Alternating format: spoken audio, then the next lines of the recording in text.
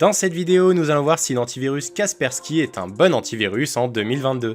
D'une part, nous allons voir les critères utilisés pour juger des performances d'un antivirus, et d'autre part, nous allons voir ce qu'il donne appliqué à notre antivirus en question. Donc rapidement, pour juger de l'efficacité d'un antivirus, il y a 3 critères: la protection contre les menaces, la détection des faux positifs et l'impact sur les performances de votre ordinateur. Les 2 premiers critères peuvent être liés ensemble pour faire une sorte de ratio d'efficacité à détecter correctement quelles sont les vraies menaces et quelles sont les fausses menaces. Et pour pouvoir juger de ces 3 critères appliqués à notre antivirus, nous allons utiliser AV-Test, qui est un organisme qui fait des tests d'antivirus. Donc vous voyez que j'ai pris le test de février 2022 et on retrouve bien nos 3 critères, celui de protection, celui de performance et celui d'utilisation.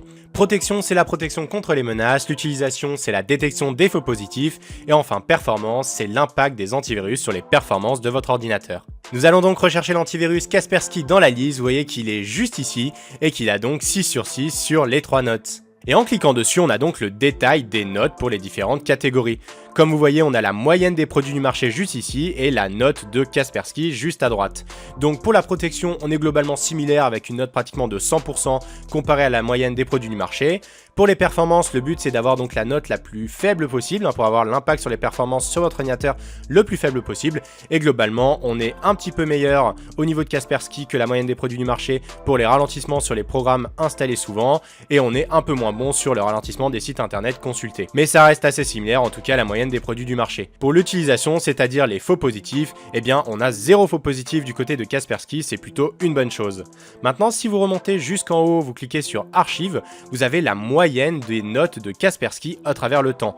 Pour l'échelle, on est à peu près sur une dizaine d'années, et vous voyez que ça fait pratiquement 7 ans que Kaspersky est au top, avec une note de 6 sur 6 sur chaque catégorie pratiquement à chaque test. C'est plutôt une bonne chose parce que le but d'un antivirus, évidemment, c'est de pouvoir s'adapter chaque année aux nouvelles menaces qui sortent sur le marché.